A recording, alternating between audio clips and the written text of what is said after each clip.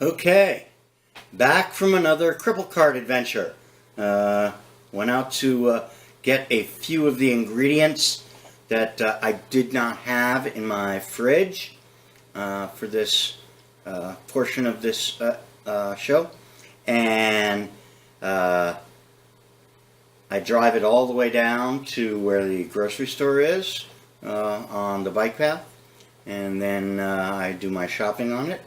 And I come back on the bike path and drive right into my little hovel here.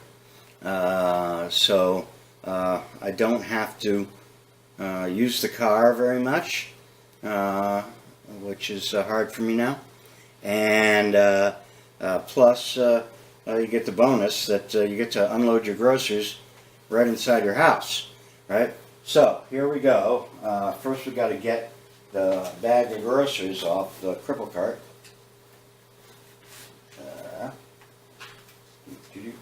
Oh, there we go. And now let's see what we bought on this adventure. Okay, we got groceries and we got preps. I bought some shop towels. And then food. Some nice on the vine tomatoes on sale, $1.79 a pound.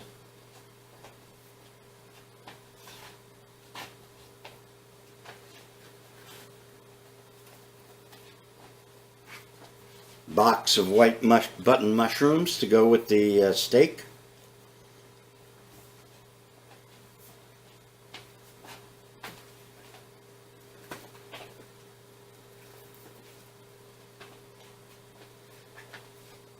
A green bell pepper and a white onion, also to go with the steaks.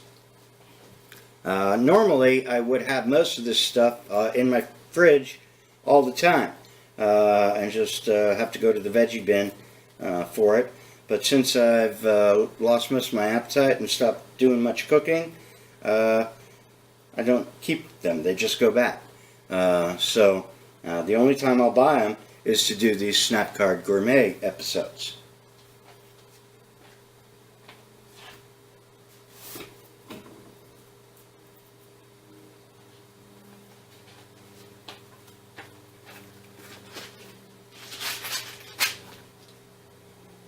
And now for some preps.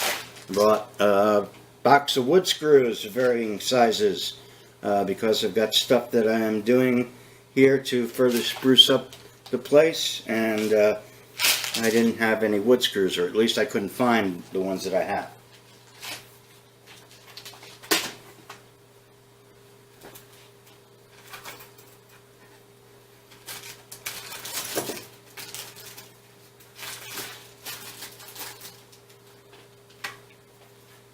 A couple of teeny weeny carabiners for hooking more stuff to my cripple cart, and bungees of varying sizes in the mini category for doing other stuff around here that I am planning.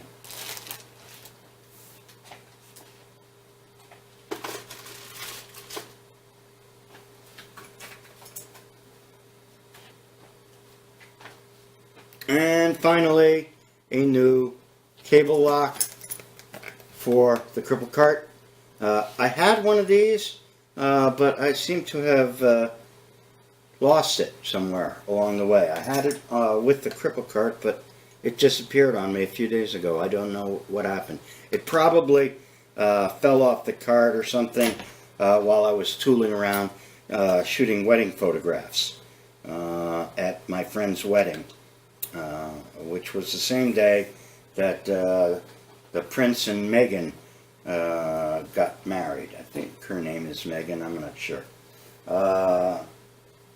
So I will remember that date by them getting married. Alright, so that was today's purchases. And now we need to move on to begin spicing up our steak for the barbecue, the first steak for the barbecue.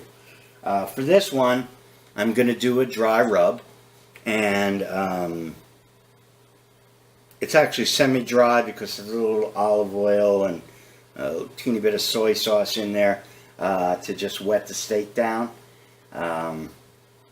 So it's not a completely dry rub, but it's mostly dry.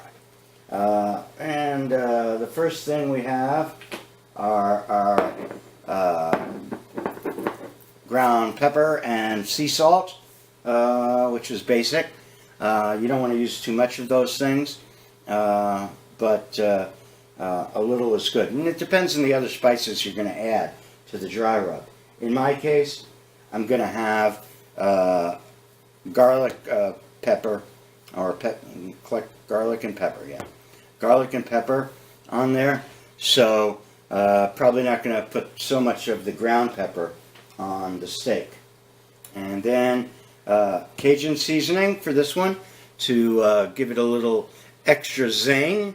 You can vary these. There's many different ones around, whatever is your preference. One of the mixed ones that I really like, besides Cajun, is the Old Monterey blend that McCormick Spices puts out. Very good. And then some garlic already chopped and in olive oil, and easier to deal with than finally chopping up a garlic head. Pain in the butt for me right now. So those are the main spices, and then of course we have the steaks. So next up will be to get the steak out and unbox it, and then we will have a fun time spicing it up and getting it ready for the barbecue. And that's all to do. This time, until next time, here on the Snap Card Gourmet on the Doomstead Diner. Oh, brother.